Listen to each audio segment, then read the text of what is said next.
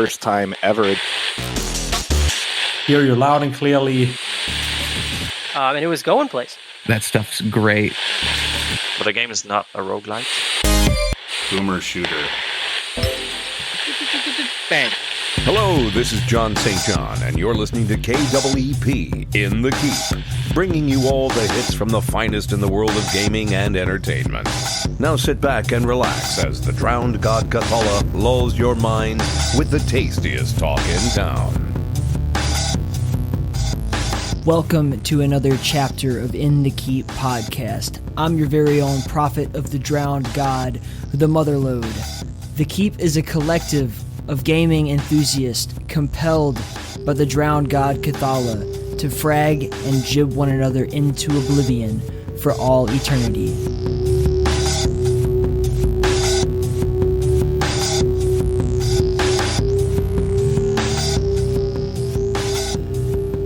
Alright, I am here with Damjan, Tony, and Benjamin from Call of... Tell me if I say it wrong. Seragnar? Seragnar, but pretty close. Seragnar, yeah. Okay. That was like the first thing that came up whenever...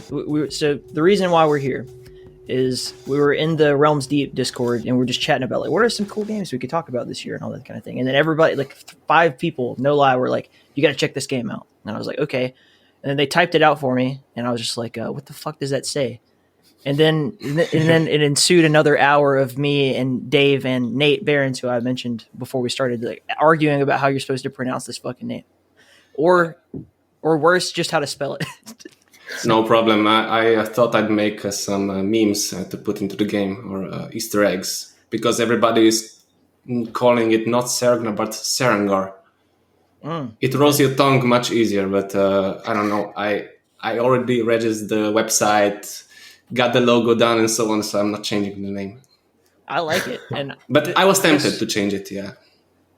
Where we go from there? The reason for bringing that up is to say, what does it mean?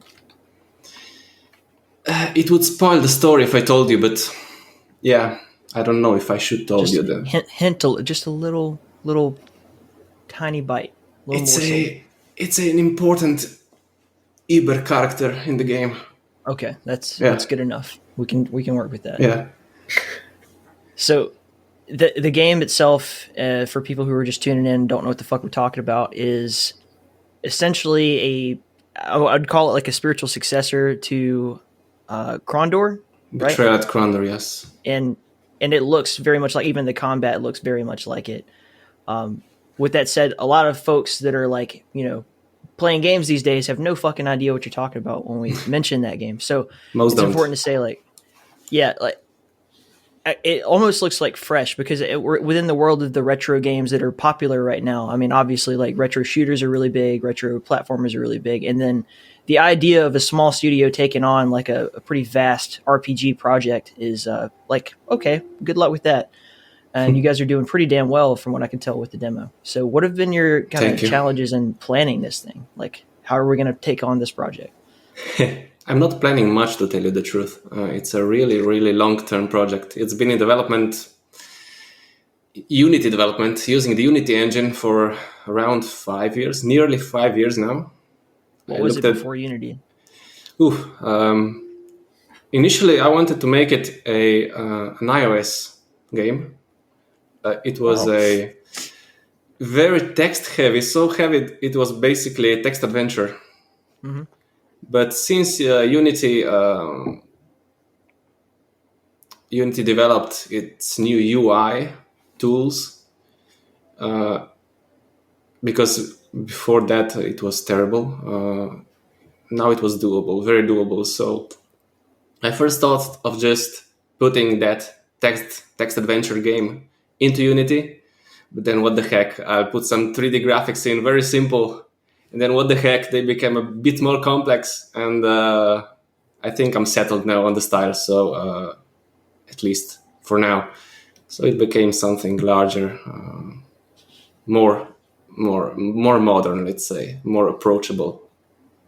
Well, it's absolutely beautiful. I mean, if nothing else, it looks fucking fantastic. Thanks. I really, really like the way that the foliage unfolds and everything. It's pretty stable. I didn't have any crashes or anything like that at all throughout the whole demo. Thanks. It was fairly tested. So, but it's also a small demo. So I haven't put many features in, like a journal, and many things are missing from the demo. But yeah, it was something to give to my patrons, because the project is supported by patrons. So I had to throw them a bone. It was only fair. Happy that you early on decided to let's just crowdfund this thing. It bothers me to no end when developers are like, I'm just going to beat my head against the wall and not have any money and starve to death while I make this game. No, it's too long a project. The dream is to be able to afford development all via Patreon, but we'll see. It's a long way to go. So having that Patreon early on gives you an idea of who your audience is, I'm assuming. So when you guys have a Discord for the game and everything, I assume. Yeah, we do. So you're interacting with people who are at this early stage already interested in supporting the game itself. But can you kind of tell who they are and what about this project interests them so much? Most of them are fans of Betrayal Krondor. I'm pretty sure most of them are. But then also all those who like the 90s RPGs like Daggerfall. Yeah, many people like Daggerfall and Might and Magic 6. And then Morrowind, I'd say. It's a bit newish game. It's not really the early 90s. But yeah. So what a strange world we live in, where you can say Morrowind is kind of a newish, it's a little too new for this project. It is. It doesn't use flat trees, and it's still and it has some voice acting in it, so it does. Yeah, between the chapters there is narration, which is currently the demo is done by Tony. Yeah. Yep. Might be me the whole way through, depending. It might be. I'd be down with that though. That's fine. So the characters themselves, now that we're talking about that, the pictures of the characters that you use for them, who are these people? That's a funny story. Well, not that funny, but Betrayal Krondor used basically people from the studio. They photographed them, put them in LARP costumes, fake beards, and so on. And if I was to make a spiritual successor or a game similar, I thought, what the heck, I'd like to have actors too. And thankfully, well, in my country, there are not many reenactors, medieval reenactors or LARPers who do that. Or if they are a bit further away. I couldn't use them or call them. They're too far. But I live about 50 minutes from the border to Italy. Mm-hmm. And in Italy, I speak Italian, so that's no problem. And in Italy, there are many, many medieval reenactment groups. And I had the pleasure to meet one of those groups who are hardcore gamers, old school gamers, D&D players, Warhammer players, and so on. And they were all very excited when I told them what I was going to do, and they basically did it for free. Some of them left because there was a dispute, and the group split in two, basically. But still, I keep them close, all of them. So I hope to continue this photo shooting thing with all of them. But even if not, there are many groups and many people that I became friends with that would be willing to continue this thing. Because at first I thought Huan was just a picture of you. No, he's not me. Me too. Okay. He is right here. Yeah. Yes. People don't see it, but I'm pointing at the artwork that I had made for the game.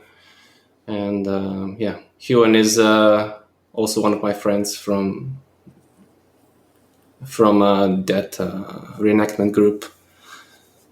Renaissance fair, like that's what we call it. They're all of them have doctorates in archaeology or history, so they're really passionate about the Middle Ages. So yeah, they are all hardcore. They make their own costumes. They sew their costumes, and Wow. I also for a while joined them in the reenactments at the castles, and it was really a fun experience. But I'm not that hardcore. I wouldn't be sleeping in the rain in that small tent in the camp, flooding with mud like they do. But yeah, it was a really fun experience. So I like to kind of dive into, and I'll do this with each of you actually, like what your background is and what brought you to where you are now in terms of being developers. And so for you, I'd start with Damjan, since you're already talking. When did you first start drawing? Drawing. Well, you make artwork, so I'm assuming you drew on paper, but maybe you didn't. I'm not that good of an artist. I'm looking at your artwork in the background, and it's no, pretty that's beautiful. not my artwork. I had it made. Oh my God. There's a really great artist. Please shoot me. The Brush of Thor is his nickname. You can find him on Twitter. He's a very talented guy, and I couldn't even remotely or possibly draw anything like this. I'm good with texturing, using the style of the game feels a bit realistic because I am using basically photos for everything. Mm-hmm. I modify them a bit, but I use original photo material, not drawn, for everything. So do you pull assets from like open source sites, or? If I don't have them, if I haven't taken them myself, I always carry a camera with me wherever I go. I always, the medieval towns, I take photos of doors, of walls, of the ground, the walkways, and so on, wherever I can. And if I don't have enough or good material, I take it down from sites, from textures.com, for example. But I try to use my material as much as I can. All right, so let's try a different question that actually applies to you. When did you first become interested in development? I think it was in the early 90s when I played Betrayal at Krondor. That was what sparked my interest in game development. So it took you 30 years to decide, like, okay, let's make something? Yeah. Basically, to gather all the experience that I needed to make this thing or keep working on it, I had to learn a lot of things. I did 12 years of web development, front-end development, and only 5-6 years ago, I gathered enough skills to be able to start working on this gigantic thing. It was not easy, but finally I felt like I was ready. But I couldn't do this, I think, 10 years ago, no way. I made some small, let's say, I made a demo of an RPG, very small demo, a dungeon with this really little story, but that got published in a local magazine. I was so happy when it was published, but then I knew when I made that, I knew that my skills had reached the limit, and I simply dropped the idea of making games until the right time came. Okay, let's move on. Benjamin, this is one of the more interesting jobs in game development as far as I'm concerned. Do you know who Marquee Music is? I might have heard it before. Michael Marquee? I think I might have heard of him, but I don't know. Sorry.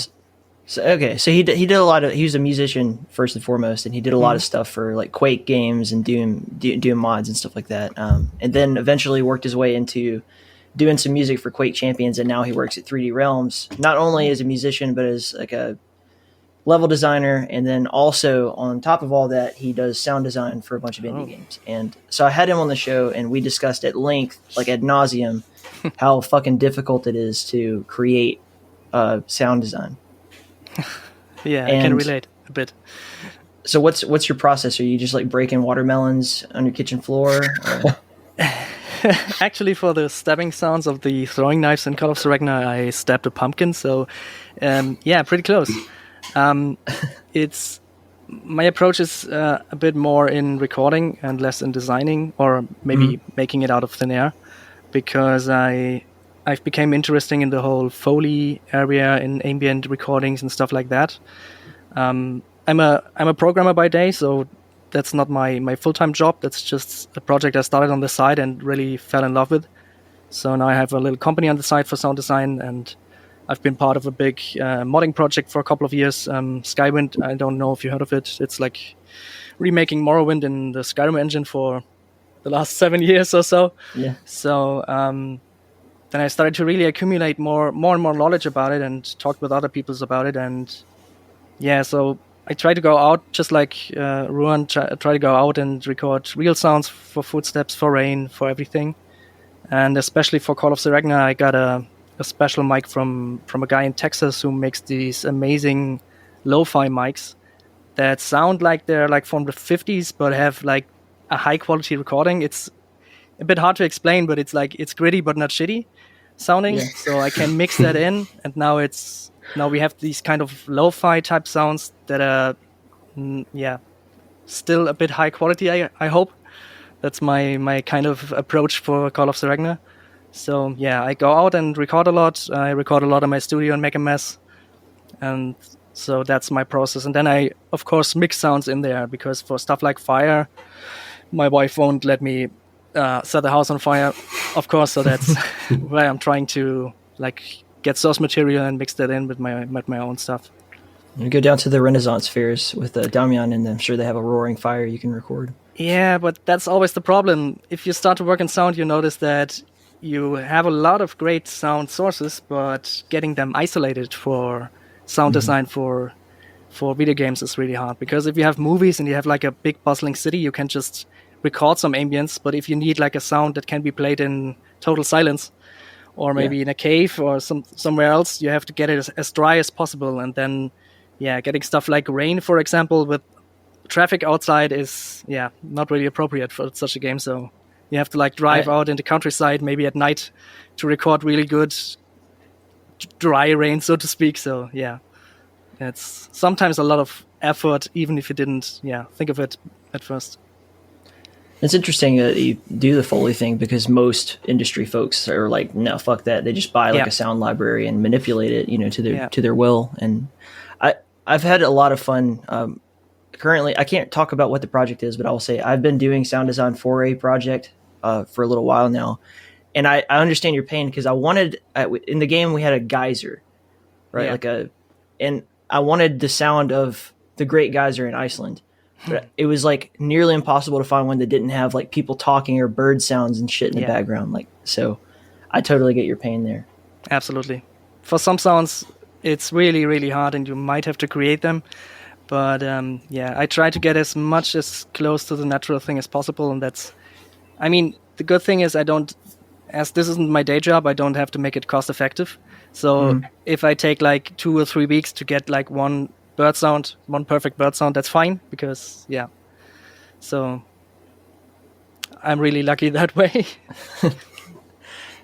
No, the whole situation with this game is dramatically different than any of the other stuff that I've really talked about on the show before. So I'm enjoying seeing how you guys completely differ, because it seems like you're all, at least the two of you so far, are coming from a relatively isolated place of how you approach things. It's not like you're like I worked in the sound design industry for years, and then I decided to do an indie project. It's pretty fun, actually, to know that you're just going to do everything as naturally as you can with electronics recording and all that kind of crap. But so one of the differences is the fact that this game is supposed to be kind of a medieval natural setting. So when you're talking about like something like a boomer shooter, like a true game that has guns and, you know, techno sounds and all this kind of crap, there is no natural reference for that sound. All we have really is the pre-existing idea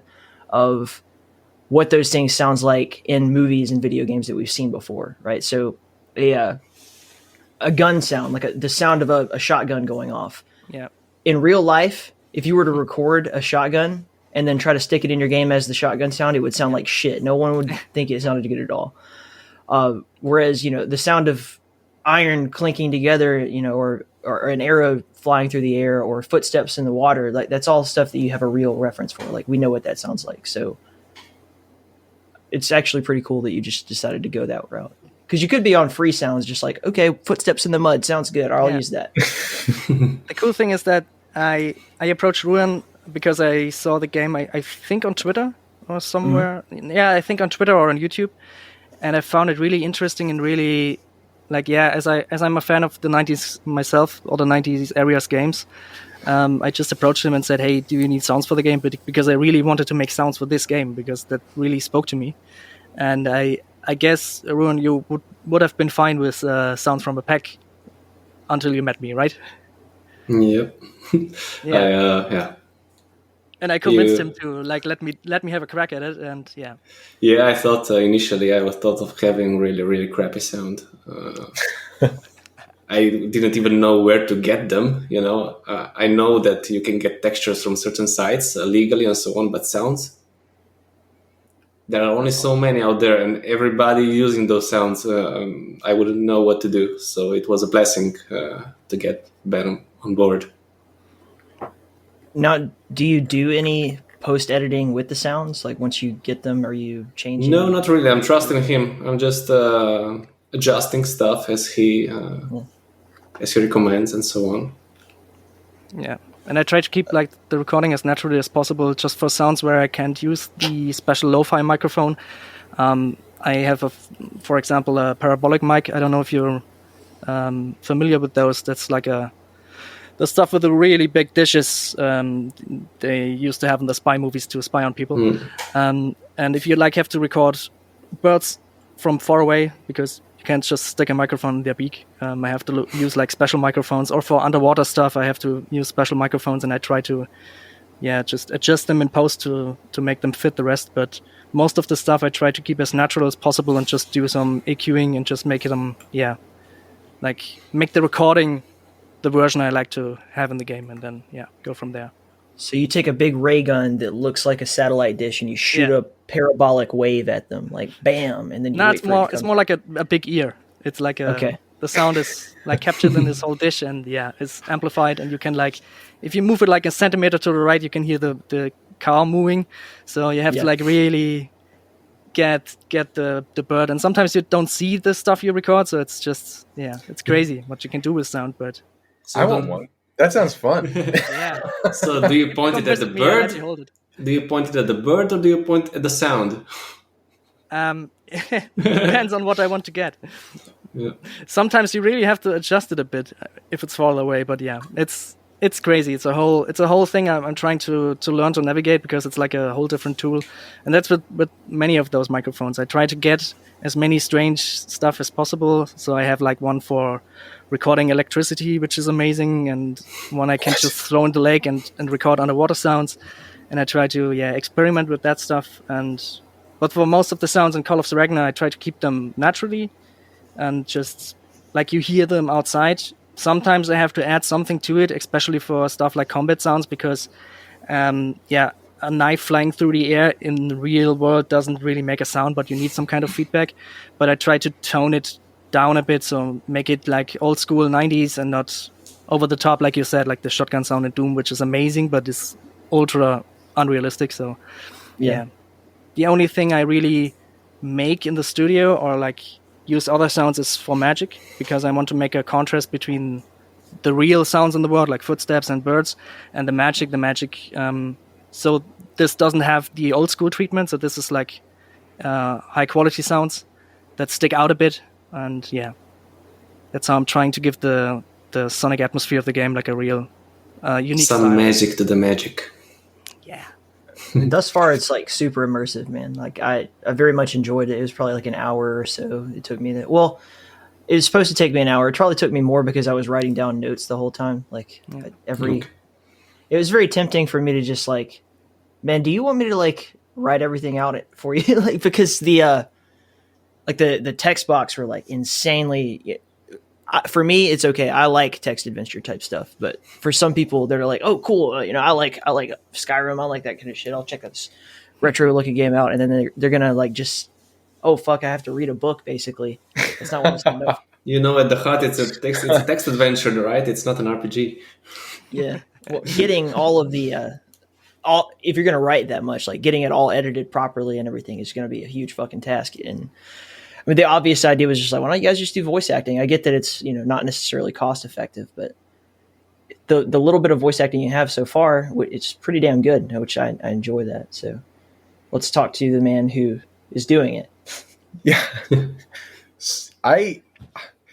When I did the narration, I was like, man, should I just get into voice acting? I was like, should I just be a VO? Should I like voice 8 characters in the game? I could do all sorts of voices. Although that's a little bit more like New York 1960. But it's really cool to have like fucking like a mafia guy in the game. Yeah. Out of time. Give me mafia characters in the game, Damjan. You're all set. I'll put one just for you. You're natural. Good. Yeah. Ever since I could remember, I always wanted to be a gangster. Yeah. But then I went through a portal in time, and now I'm here in Seragnar. It's fucking terrible. I'm writing this down. Cannoli. There's no love cannolis. it. There's no fucking spaghetti. If you need a voice Anyway. actor. Yeah, right. That's great. Oh my gosh, I'm very impressed. So the narration was sort of for the demo specifically, and I mean, obviously it'll probably likely carry over into the final product, but I know for this prologue, this little demo that Damjan's been creating, it was just sort of like, hey, like we need a voice actor. Like, do you know anybody? I was like, well, it's like my dad's a radio host. I was like, I kind of do this kind of narration stuff with my own like videos and tutorials or whatever it is, and so I gave a crack at it, and I enjoyed that quite a bit. It's like so good so Hey, far. thanks. Like nothing like at all about it at all that stood out. Man, that's kind of weird. Nothing. Everything so far seems to just work perfectly. And you really, because you're like the sole voice actor so far, you're the only thing that really brings the characters to life in that regard, Right. So that's not even what you signed up to do because you're the Right. musician. Yeah, so I do the music. I have been doing the music, and will continue to do the music. And it's going to be crazy. I was just talking to someone the other day, actually, like how wild it's going to be when it's all done, and like when basically like on Spotify or wherever is like, the Call of Saregnar, like 4-hour soundtrack or however long it's going to be. I don't know, 2 hours, maybe 3 hours. 40. Yeah, 40, please. 40 hours. So either way, it's been a real treat to make the music for this game, for sure. Real treat, like a big treat. What was your background in music? How did you get started doing that? Yeah. So my background in music is kind of crazy and a little wild. But I started writing music. I grew up in a very musical household. So my mom is a pianist. My brother's a pianist. My dad's a guitarist and a singer. My sister's a singer. So like it's a very musical household that I grew up in. And I started actually kind of doing like covers of Coldplay and covers of Muse, like piano and keys and voice, like in high school, right? Yeah. And then someone at the time, who shall remain nameless because now she's like some crazy million subscriber ASMR artist that I knew in high school. So back then, she said, you should try writing. You should try writing music. And I said, nah, I don't know about that. I don't know about that. But I tried it. Really fell in love with it. So I kind of started out as like a singer-songwriter, but I grew up in a house that was, my mom was always playing Bach, playing the organ. Classical music was very much a part of my upbringing as well. So I kind of got into that world a little bit, went to school for music composition. So I've got a degree in music composition for like the classical music world. And that was really how I started writing music, string quartets, orchestras, concert bands, all that classical music stuff. And, but during the sort of my college years, a friend of mine said, "Hey, I need some help with a video game soundtrack." And that game has since come out, and no one really even knew about it. But either way, helped them out with that just as sort of as an assistant. And that got me into like the world of like, all right, I kind of really enjoyed making and working on music for games. I grew up with game music. I've always been a fan of game music. We mentioned Morrowind. Gosh, I played Morrowind religiously. It was just I was such a fan of that game. Played a little Daggerfall. I think more so was really into like the Myst series. Anything that was like point and click for me was a huge game and appeal for me. So long story short, dabbled in game music in college, and really then I knew I got engaged in college as well. I was like, okay, I've got to make this something before I graduate. So I started finding little tiny gigs in college, just like game jams and things that people don't even hear. You can't even find it on my website or anything anymore. Like things from like 5-6 years ago. So either way, that's how I got started. And then I came across Call of Saregnar, and I think it was on TigSource back when TigSource was a thing. It was a forum. Yeah, I think there was the indie game source. I think it was that forum that I found and reached out to Damjan and just said, "Hey, like I love this. Here's some of my stuff. Do you need music?" Basically, it was sort of just like this very, frankly, just a very straightforward kind of conversation. And we connected, and I think I was brought on in late 2016 or early 2017. I forget. And I guess you could say that my music is very much classically influenced. I think we live in a world now where all the rage in game music is like something I've been seeing a lot these days is called digital fusion, which is sort of like this. I don't know if it's like kind of pop electronic. It's very popular. It's very popular in the indie scene. Like digital fusion is like this new genre. And for me, here I am like doing all this like intricate counterpoint and like, Bach, JS Bach style stuff. And so I kind of feel like there's a certain, my music will definitely like, and I've realized this over the past couple of years. It's like, it's going to cater to a certain crowd. It's going to cater to a certain genre of indie games. And funnily enough, I'm working on Call of Saregnar, which is kind of medieval influence, which fits my mold quite well. And then, I can't say what the projects are, but one other game is going to be almost very much kind of similar in terms of style, but really leaning into like the old school stuff, like really using the Roland sound canvas and stuff. And then another game, I also can't say what it is, that I'll be starting later this spring is another like retro kind of 90s, whatever. So it's like, I guess this is where I'm supposed to be, and I love it. I love every second. I'm not complaining by any means. I really enjoyed seeing people who just focus on what they like, right? Like, so you just had a passion for classical music and finding the projects that work for them that are like, I was meant to do this sort of thing. Right. So like the popular example right now would be like Andrew Holsholt, who does the music for basically every indie shooter out there right now. I mean, he's like the number one guy you want to hire for that. Right. And he plays like, heavy metal, and he can also do like synth wave. So he's got a wide breadth of his capability in terms of that. But I mean, what do you do? How do you market yourself in 2016 and say like, oh, well, I specialize in music that works for retro FPS projects. Yeah. Right. And I'm like, okay, cool. We'll let you know if we ever need you. And then eventually someone needs you, and then another person needs you, and then the genre blows up. Right. In your case, having a solo developer, because a lot, like you get a lot of these classical soundtracks in bigger games, right? Like, God of War, Skyrim, that kind of shit. But these are composers who have a fucking orchestra at their disposal usually.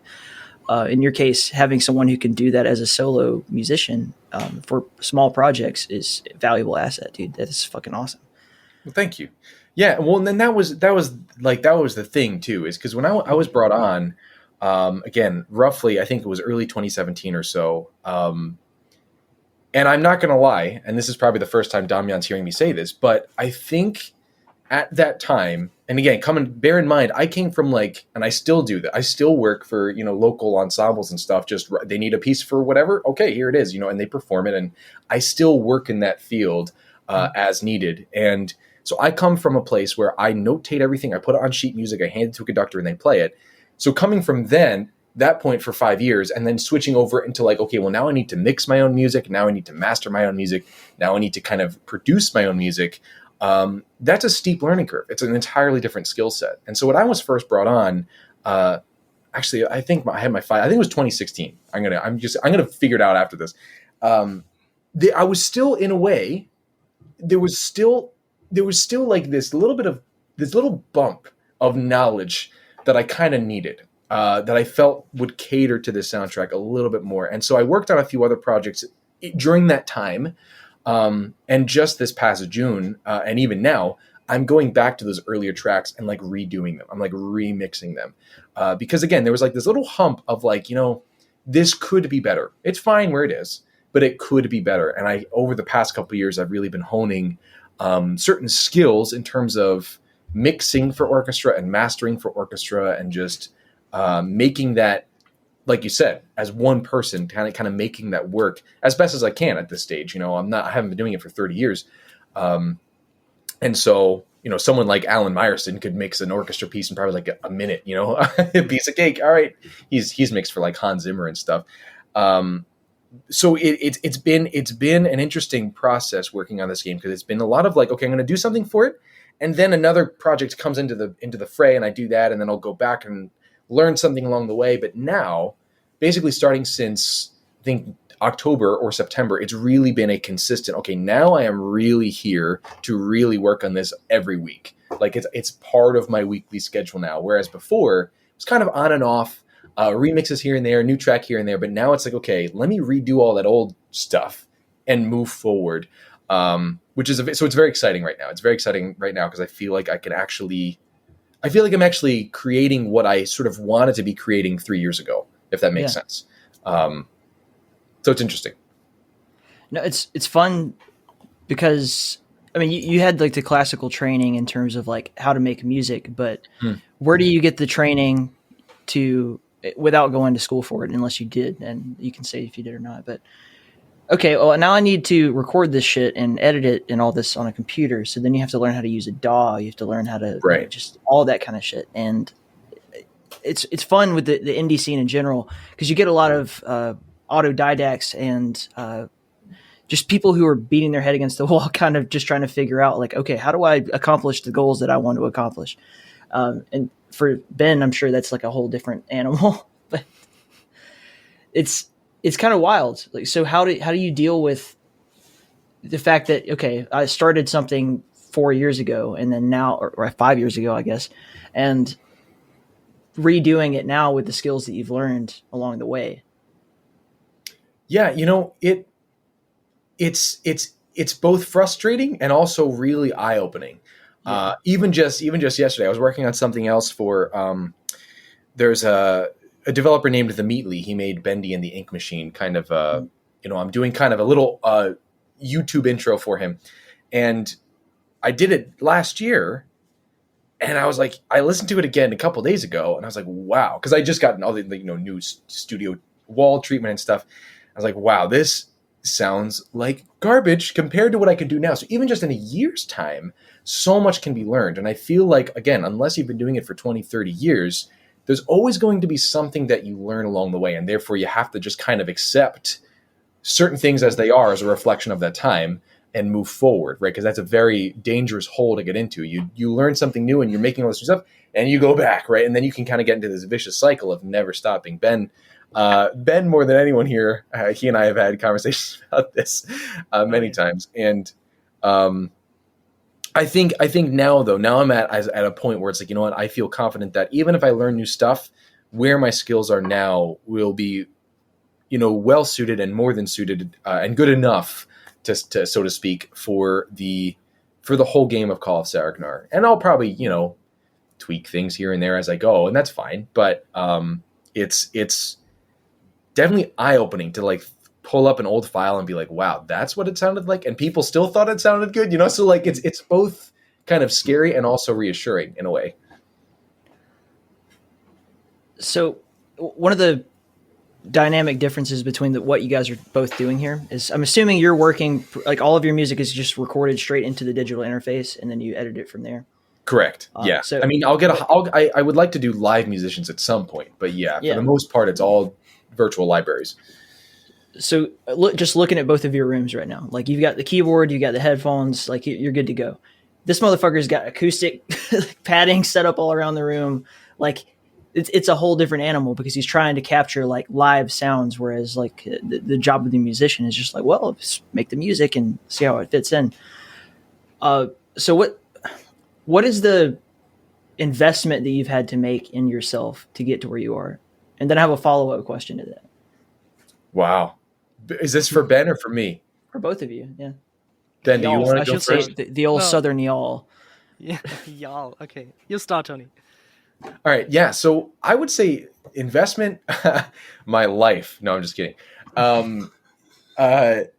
It's been a journey of, well, so I would say not only good sounding sample libraries, because so just kind of a side tangent here, but Damjan and I, when I first started making the soundtrack, it was sort of like real orchestra, right? And then we were like, well, it's kind of a 90s game, so why don't we do something that sounds more like a Roland, an old Roland kind of MIDI type stuff? And we tried it for a few tracks, and then we kind of collectively agreed, and it's like, you know what? This game's going to be huge, and people are so accustomed to like good sounding stuff in terms of like audio quality, right? Yeah. That we just felt, and even some visual liberties taken that Damjan and I have talked about, sort of that it kind of mimics that 90s era without being like exactly right. There's a few creative liberties that we took for the music to so now it sounds like a real orchestra. Even though it looks like a 90s game, it still sounds like a nice live orchestra for the sake of it being as pleasant of an experience listening-wise that we can make. So you could say that my investments have been, number one, just a bunch of practice, not only for this game, but in other games and other projects and just side projects and time and craftsmanship, basically. And also, like, gear. So getting nice. I've recently, over Black Friday this past year, I got, the Berlin Orchestra, sound, basically just the brass, the woodwinds, the strings, and they sound so good. And like I wasn't using these libraries before, and now I've been beating my head. I'm like, well, I just gotta, do I go back and redo everything? And it's like, no, I can't do that. So either way, so probably gear. And I bought a new computer over the last couple weeks. I've been putting up, you look at Ben's panels. I have a few of those in here now, more so for a mixing environment. So I, buying all that stuff, building that, putting that together. So it's mostly my investment's been time, like time spent creating, time spent learning on YouTube for various things, and then gear, a new computer, 128 gigabytes of RAM, rocking and rolling. So this should hopefully last me for another 8 years, I'm praying. We'll see. Yeah, that's insanity. All right, Ben. Okay, so yeah, I totally agree with my life part because it started out I wanted to make a bit of electronic music just as a fun project, and then I found like an audio engineer course to learn mixing, and that's when it started to get really intense, and that's why the padding is up there. And but over the course I found out that the thing I'm really interested in is not the music making, but the mixing or the sound stuff, and also those little tiny sounds that maybe just are in one track for like a second, but are just the exact right sound and just feel right. And then I started with the recording stuff, as I told you before. And the thing I've learned is how much time it takes to like get a really tiny sound. That's the most important thing, that you can't just like go out and say, okay, I want like 5 footsteps that is going to take me 10 minutes and then it's done. Because you learn that if you drive around and your car is, you just switched off your car, it makes noise, people make noise, the rain makes noise, so much traffic noise that you didn't realize before. And then you're back in your studio and you realize your PC is really loud if you listen to it.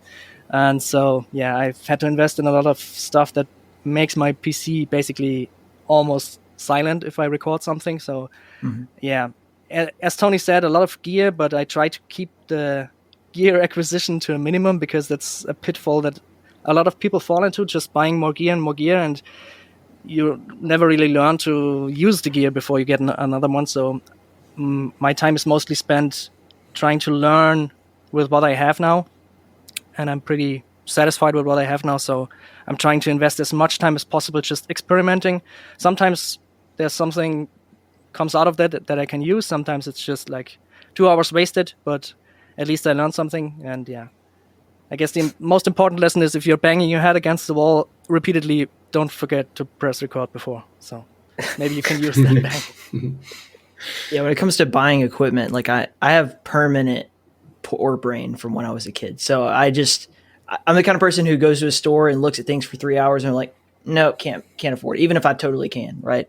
Yeah. And so like I'm very much to just like, if it ain't broke, don't fix it. Like I'll take the tools I have and figure out a way to make it work for me, which sometimes works to my own detriment, because it's like you could save like 3 hours of time by just like buying this one thing. I'm like, okay, well, but like I don't want to. It's a fine line, yeah. But it's a good skill to have. Yeah, Sorry. no, you're fine. The follow-up question to that, Tony, is what do your taxes look like if you're doing all of these different independent contractor projects like this? I'm assuming you pay out on a 1099 at the end of the year. Oh yeah, and that's why I hire a CPA. And there's a great local CPA who I basically just give her all the information she needs, and she takes care of the rest. Because yeah, it's honestly worth the money that I give her. Like seriously, because it's all that time of like, okay, here are like all my receipts. Here's all my 1099s. Here's everything, a stack. It's like if I were to try and do that myself, I'd probably be missing out on something, right? Yeah. So it's nice. It's honestly like that's also an investment. I'd say is like I'm paying someone.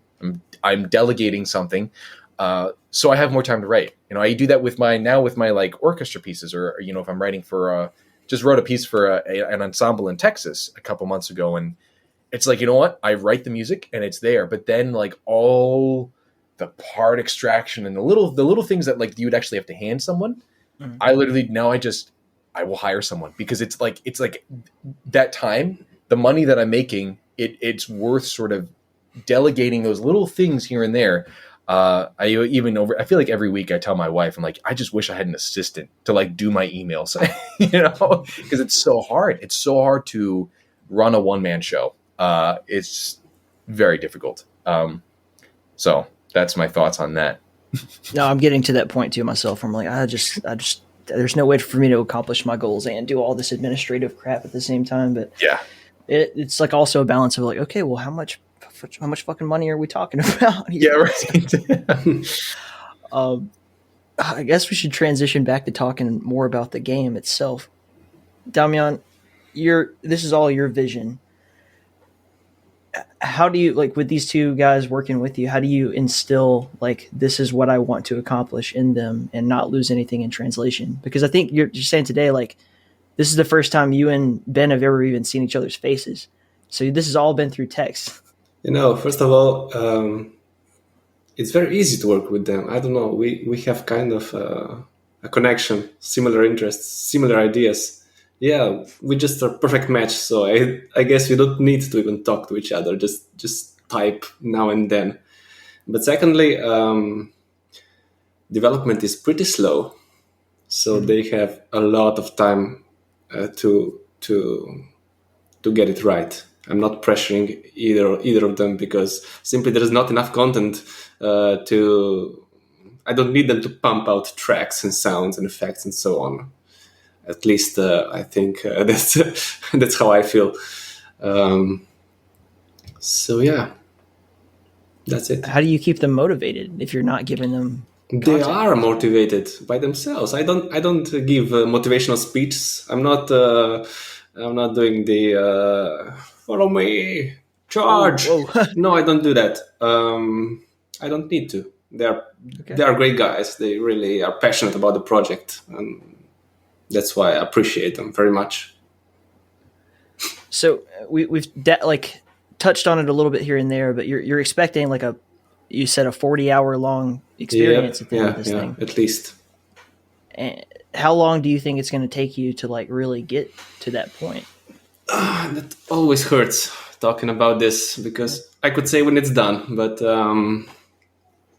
if I keep working part-time, it's going to take 10 years. I'm pretty sure it's going to take 10 years.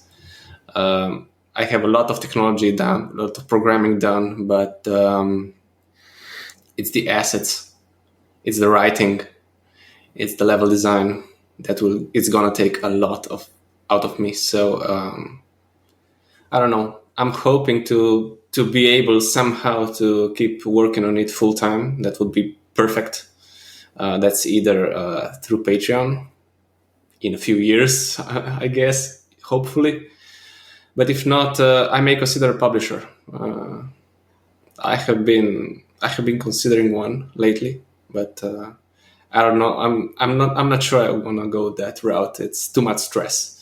I really don't want stress in my life because of my medical condition. I'm very susceptible to stress, so I need to take it easy. And via Patreon, it's really not stressful for me. It really works great. It's not enough to support me yet, but I hope one day. Yeah, I digress. What was I talking about? How long it's going to take? Yeah, 10 years. If I would be working full time, I guess it could drop down to 5. But then recently I've also been considering the scope. The story would take you a pretty big route around the kingdom, as I've designed it, so I'm thinking about shortening up a bit the routes, put less villages, less places that won't affect negatively the game. So I'm working on that as of right now. Yes, I understand. Like as an artist, you have like I keep using that word artist, and you shot away from it earlier. But like designing a game is an art form, so let's at least agree upon that. It is. You have an idea of what you want to create, and then the reality of like what it takes to create that, and then we have to factor in, okay, if you don't deliver a product, you'll never get any profit from that product, and then you can't, what about, releasing it in an episodic sort of way, like early access, here's how much you get, and then, all right, based on that profit we get from that, let's work from there to create the next part of it. Is that possible within the way that you've mapped out the game even? I've considered a lot of options. Early access too. Many people are telling me even today that I should go early access, especially publisher guys. All right, that it could work, but I don't think so. If it were an open world game like The Witcher or Skyrim, where you can go anywhere at any time, do quests, do only those quests, and be fine with it, it would be okay. It would be doable. But mine is pretty much like a book. It's a story. It's all based around the story.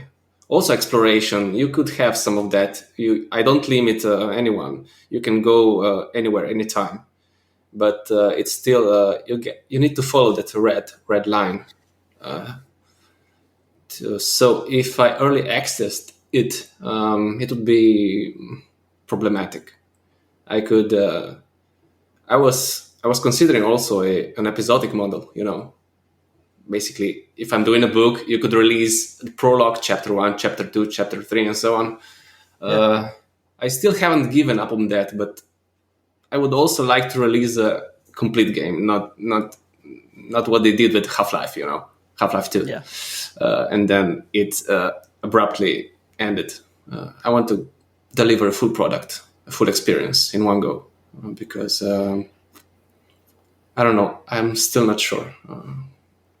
I feel like it needs to be a whole, a perfect experience from the boot time until you complete it. I don't believe I really don't believe in early access, especially not for these types of games. It's like releasing early access an adventure game. This is not really an RPG. I market it as such, but it's basically an adventure game with RPG elements. Mm-hmm.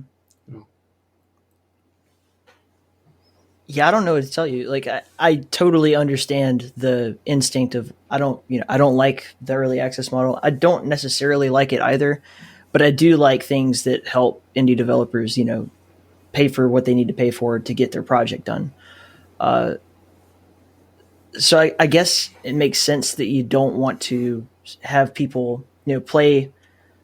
Look at Postal 4 right now. I'm not even sure if you're following that project, but it's like, Monday, Tuesday, like that's how they release it. So you get like another chunk of the game every so often in the early access, and simultaneously, like they have all, they're fixing the bugs and they're adding new content and new things to the pre-existing areas and all that. I don't know if that probably doesn't really work for you anyway, because of the nature of, how it's like, okay, chapter 1, chapter 2. I guess if you did that route, it would make sense to do it that way.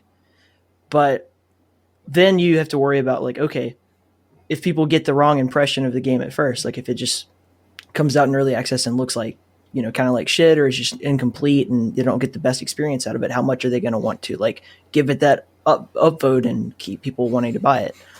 So it's like a timing thing, I guess. You'd have to play your cards right and not show your hand too early. I don't know. Even if I had an episodic model, I still would have to build the whole world. I wouldn't necessarily have the story in place, but the story is only such a part of the game. So I would have to have that open world. I couldn't have barriers preventing you to go into the next town, What if you had another level designer or another texture artist or another I'm writer? I'm looking into that. I'm looking to hire help. Now that I released the demo and I'm going to release another one, I think, in a year's time, my vision will be somehow set in stone. I got the graphics, got the mood, got everything I need, so I can look for people who'd be willing to basically clone myself and do the work that I can't, that I don't have time to do. Basically, like 3D modeling, texturing, maybe even level design, that sort of thing. I will probably start looking for at least 1 or 2 such persons soon. Yeah, it's not realistic. Like a 2031 release for this game is that's too long. Yeah, it's wild. It's entirely too long, man. Like, so what's the amount of money that gets you working full time? What's the amount of money? $1 billion. $100 billion. I need gas for my Porsche. No, around $2,000 would do the trick, mainly because of like mortgage and stuff. Yeah. Pay the mortgage, keep food on the table. Yeah. The living standards are not really high here in Slovenia, so I wouldn't need a major sum, but yeah. But consistent over time, so. Yep, consistent, yeah. That's what Patreon is perfect for. If you got a lot of patrons, it might fluctuate, but it's not like, okay, if you get one patron paying you $1,000 and you fear he might drop the next month, that's a problem, but you don't. That's not how Patreon works. That's why I like it. So in your negotiations with potential publishers, there's lots of different ways that they do these deals, and some of them are really shady and I hate them. But is there no option where it's like, okay, here's the general timeline of how long it would take me to finish it, and I need this much money per month until then? Is that like an option at all, or at least a supplemental amount of money that would get you to speed up the process? Yeah, that's one way. I mean, look, they're taking 50% of the sales. Fuck that. Which is tough, but that's the norm. They also take 15. I'm not telling you which publisher this is, but it's a pretty good one. And they also take a 50% on top of all they've invested into you, all that they've given to you. You basically need to repay everything they advanced to you to them back. They also need to pay all the other people, employees and third parties who did something for the project before I even get 1 cent, And if the game doesn't sell, and they also get rights for the sequels and so on. There's so many things that you limit yourself if you're with a publisher. It's tough. Then also the stress, deadlines. I mean, internally I have some form of deadlines, but they're not. I don't get to go to lose my house if I screw something up. No, I totally understand. It's a risk versus reward thing. Yeah. I struggle with that. I've talked to many people who've ended up in these like 50% deals plus pay us back for all of our initial investment in you. And like, well, that's not really an investment at that point from the side of the developer. Like that's them saying, we don't believe in you. As far as I'm concerned, we don't think you can actually do what you say you can do. And I understand they have to have some sort of skepticism, but I mean, when you're making an investment in something, you're risking your money. And when they say, okay, well, we're going to give you this much and then you owe it to us back on top of all the other shit we're going to take from you, that's literally, they might as well just slap you in the face and call you their bitch. Like, yeah, I don't like that at all. It's not in their interest to lose money, to lose you, but still, if you get into a bad relationship or into the red numbers, it's scary. So I'm not really prepared right now to go into that. I'm preparing the detailed timeline. I've been doing this in this last week to get some more detailed plan going, which I would need for the publisher anyway. So I'll see after that. Yeah.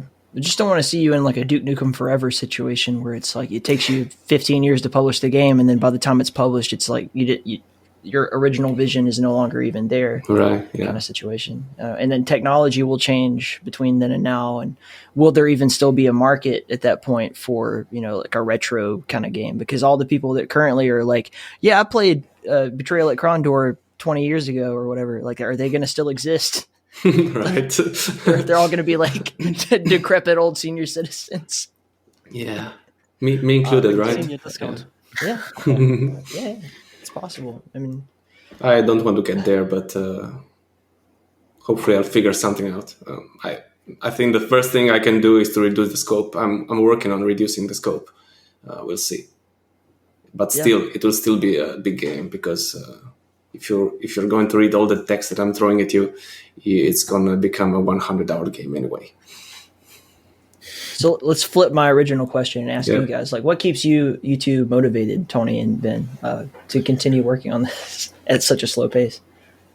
Well, if I'm being honest, there were moments, especially, and no need to go into, super personal details, but like a couple years ago, even last year, like in my life, health things with my family, and, there was a real awful loss in the family last June. I mean, there were just all these moments over the past few years, which that causes stress. When I already have all these other work-related stress, like in those moments, there were little moments where I was like, can I even still work on this game? Because I have so many other things to do.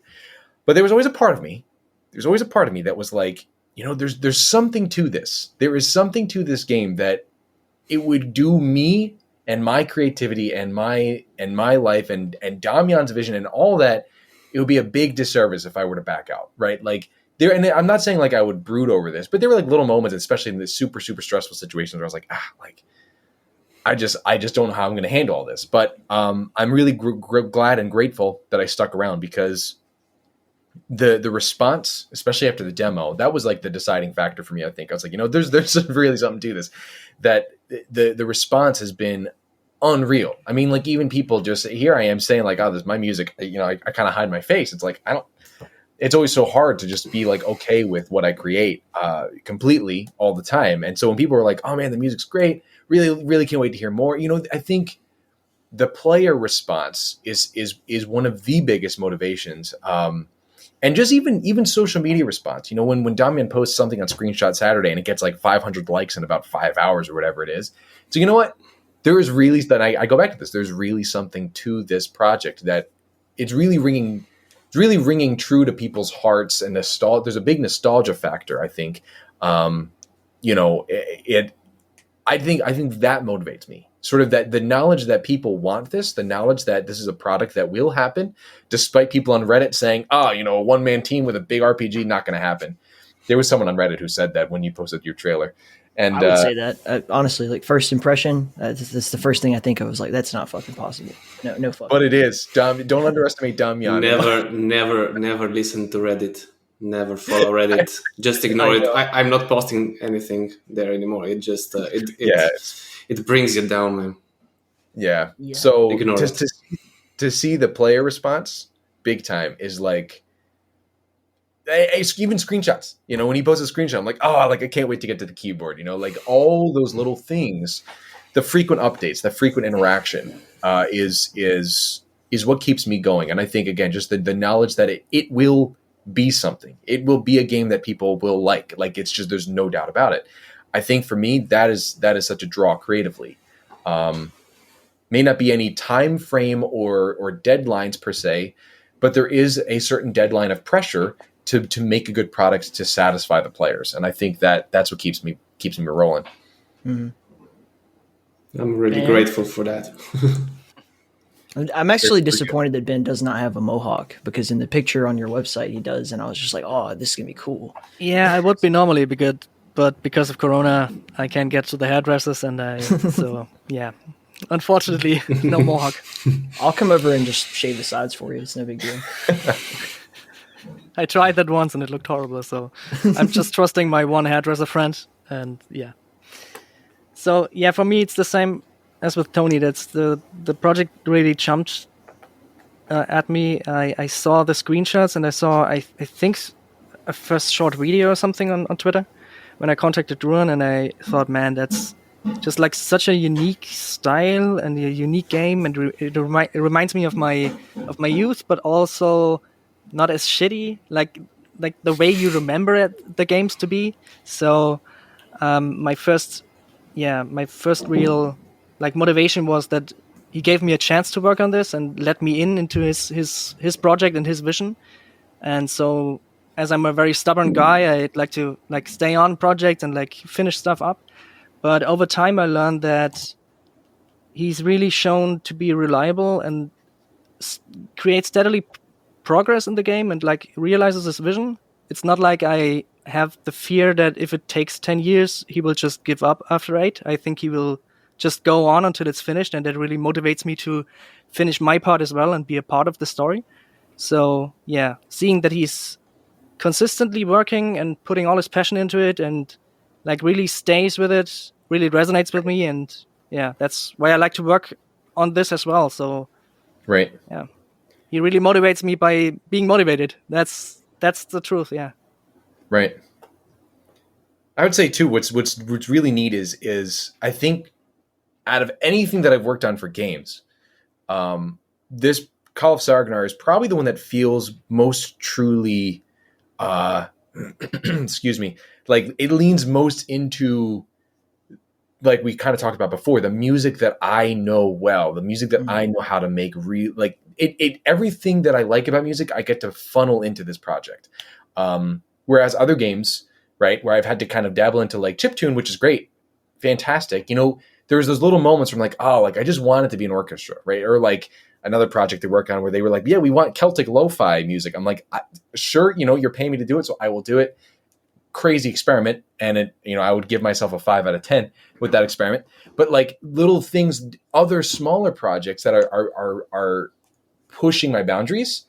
This one pushes my boundaries in ways that I feel comfortable, ways that I feel able to do without feeling stressful. Right. I'm not going to YouTube and like, okay, well, how do I mix a lo-fi drum kit? Right. Like I'm not, it's sort of just like a part of me that I know I can just fuel, in a way I can fuel myself into this project. And I think that is something that I greatly cherish. Yeah. Something that Ben said just a few minutes ago that really stood out to me is actually, Damjan, you and I talked about this in text quite extensively before this interview, but there's this temptation to create things that are nostalgic in terms of I want to create the experience I had when I was a kid, right? Like that when I first played whatever, whether it be for me like Doom, or whether for you be, Betrayal at Krondor or Daggerfall or Morrowind or anything like that.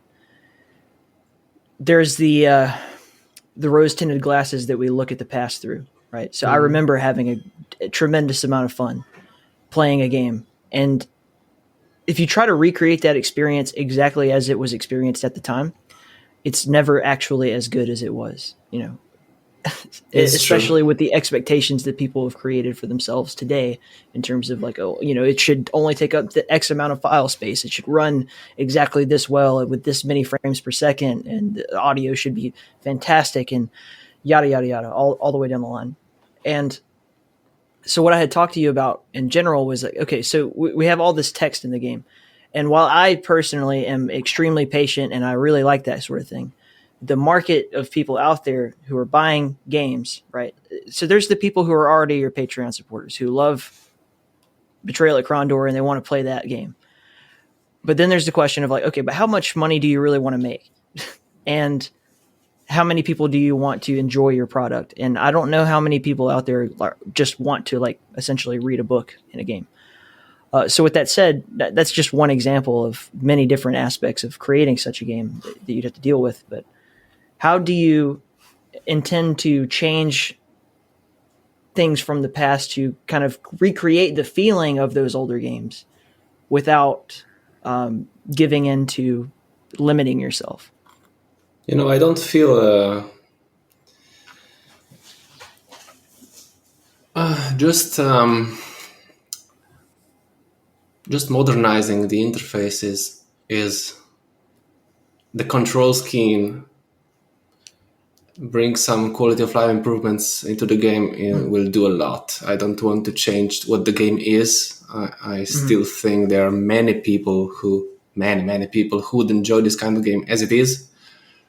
They just don't know about the game. There are so many people that each day come into Twitter, oh, how come I never heard of this project, And this is only because it has not spread enough, I think.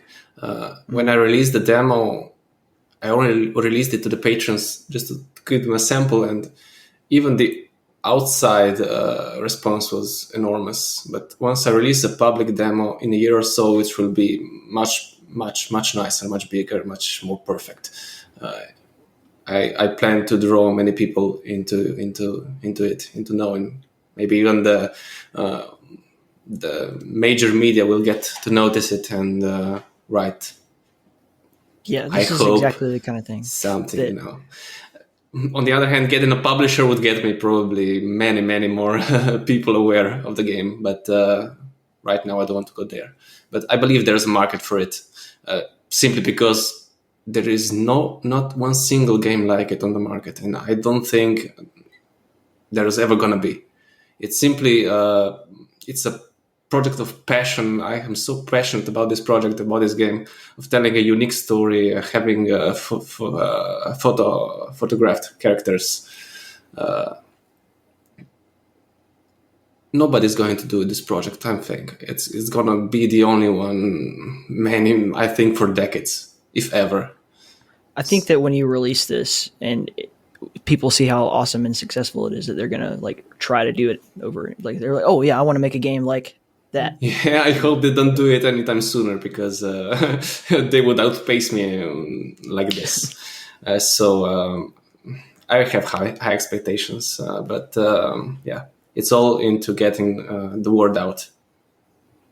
That's why I'm doing all this every single Saturday, these screenshot Saturdays, and it gets a lot of people in each time.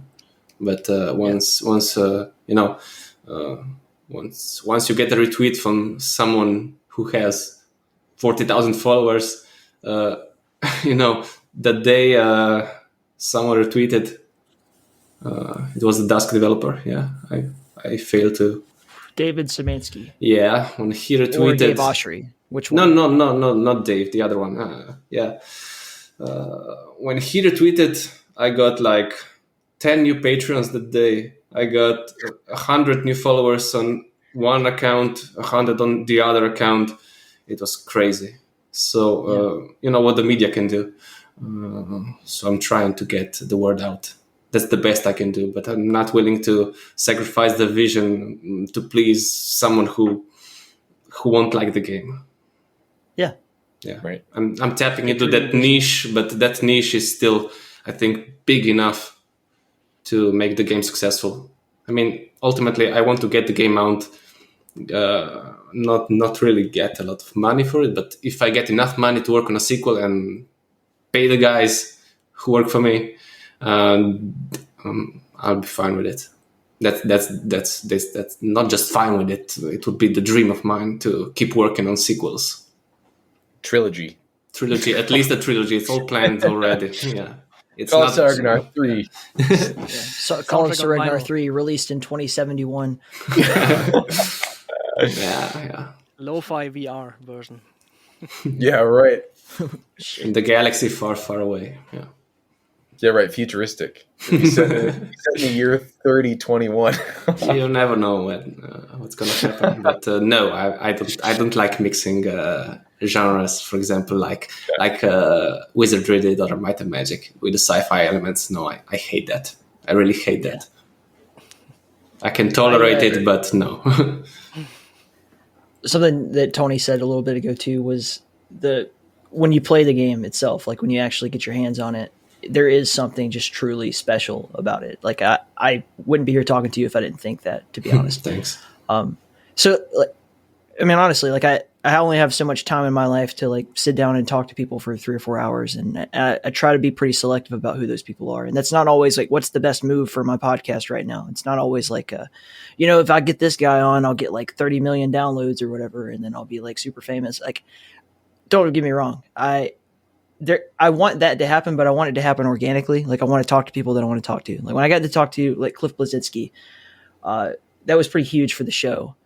But it wasn't because like, oh, Cliff will give me so much exposure. It was like, I really want to talk to this guy. He's an interesting, complicated, deep person. And when I got my hands on Call of Saregnar, like I had many people tell me that you got to check this out. It looks great. And when I got my hands on it, that was the moment when it was like, I definitely want to reach out and try to get this going. Like I want to do anything I can to like support, talk to you guys, understand what your challenges are. And if there's anything that I can do as as someone who talks to a lot of developers all the fucking time to help out, I definitely want to be in a position to do so. So this has been really fun to just kind of not only like I can already feel the passion behind the game from the game itself, but getting a chance to hear you talk about it yourself just reinforces that. And I'm hoping that people will also hear this and feel the same way. I'm really thankful for this opportunity. even if you're going to lose a lot of subscribers because you're deviating from the FPS genre, but yeah. Thank you. First of all, I think that's the opposite of the truth. I think that limiting myself to just FPS is not right anyway. And first of all, I just personally don't want to just be the FPS thing forever. Like I really enjoy these games. If I didn't enjoy them, I wouldn't talk about them, but I like other types of games too. I had Airdorf on to talk about Faith. I want to have you guys on. I want to have other people like doing similar things on, or just not be pigeonholed into one deal. And I'm hoping that your audience and my audience can cross-pollinate and make little FPS / RPG. Let's hope so. Babies. Yeah. Yeah. Whenever I saw FPS games, especially those ambiented in the Gothic setting, I always felt like this should be an RPG, damn it. And it never was. It was an FPS. I mean, it's not that I dislike FPS, but I really love stories in games, and I would love to have at least an NPC or two in it to put the setting into place. I don't know how to describe it. Each time I found one of those FPSs like Hexen and Witch Haven, they all looked so great, but I really wanted them to be, let's say, something more, even if it would probably hurt them in the process of making them games they are not. But I always wanted them to be RPGs. Or at least Quake was originally supposed to be sort of a... Have knights and swords and all that stuff, yeah. But it wouldn't be so popular if they did that. I'm pretty Well, sure the world would be a very different place it would have been. Yeah. for gaming anyway. I mean, that's the engine that everything after it, as far as FPS came along, was, if not directly derivative of that engine, then strongly influenced by it. And then the whole, arena FPS multiplayer was kind of, other than I guess we could say StarCraft, RTS genre, that was the beginning of esports and Quake World, Right. especially. So, yeah, I don't That's how I even got want started.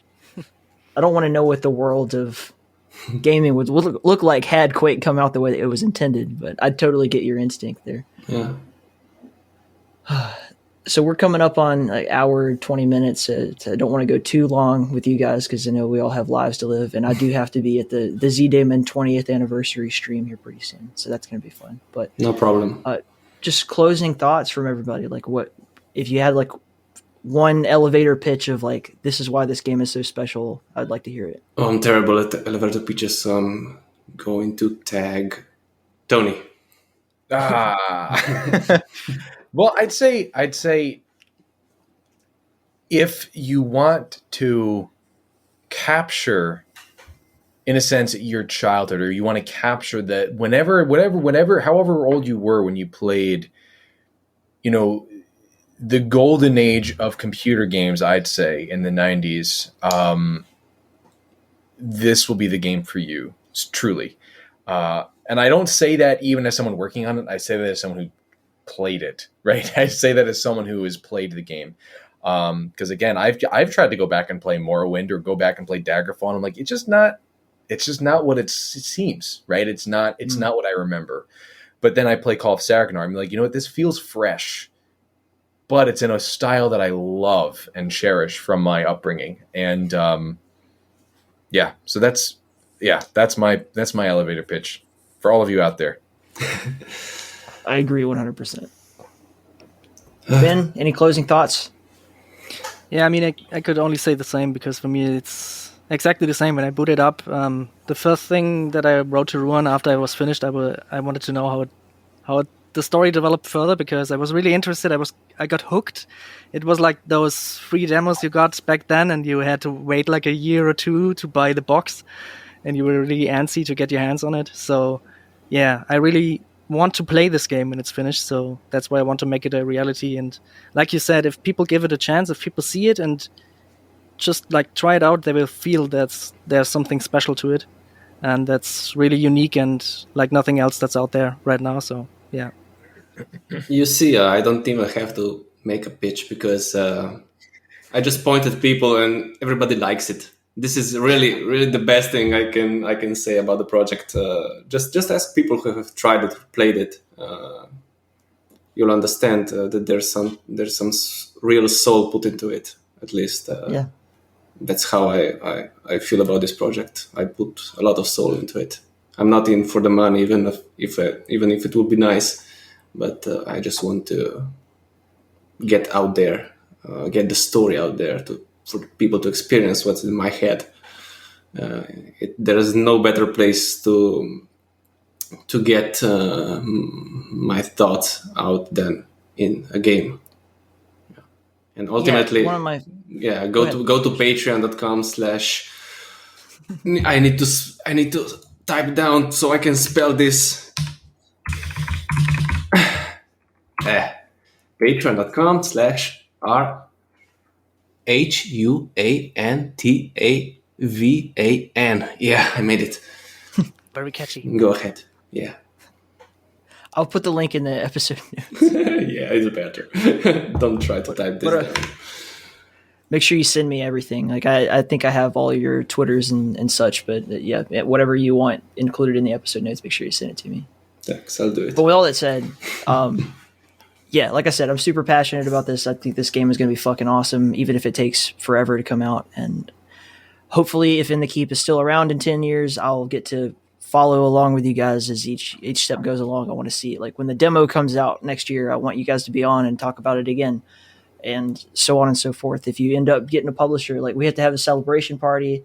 I'll bring some champagne. It'll be fantastic. That would be nice. Yeah.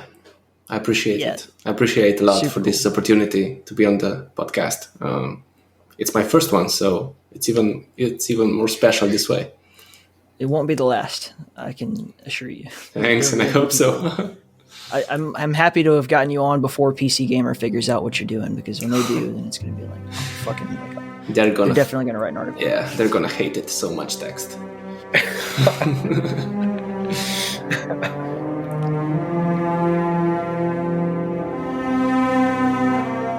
So the music that you're hearing right now is from the Call of Saregnar soundtrack by, of course, Tony Manfredonia. I hope I'm saying your name right, man. But that was a really great conversation. I want to thank Ben, Tony, and of course Damjan for being a part of the show. It was really an awesome experience just to hear that kind of true, honest-to-goodness passion. It's rare that you get people that are so completely open about it, you know? And this is certainly the definition of a passion project. That said, gotta say thank you to all of our supporters. So I'm not gonna read the names off this time because we only have so much time before this song ends, but thank you to everyone who is a Patreon supporter. A reminder to all of you out there who are not currently supporting in some way that Nitro boosters on our Discord, Patreon supporters, anybody who's made like a crazy donation, which has happened quite a few times, thankfully, all get episodes early through the exclusive In the Keep podcast Discord. Also, they get the chance to ask questions to some of our guests when applicable or when available, and just interact, be part of the family. If you're looking for a way to support the show, go to inthekeep.com/support. All of our different ways that you can support the show are right there for you, including our Amazon affiliate link. I've noticed, I looked over last year's sales records. I can't see who bought what, but I can see what they bought. And even stuff like cat food, vitamins, PC parts, anything like that, every little bit counts. Get a little kickback from that. Doesn't cost you anything extra. And the Drowned God really appreciates it, which makes me happy, so she doesn't kill me. Love you all. Till next time, stay in the keep.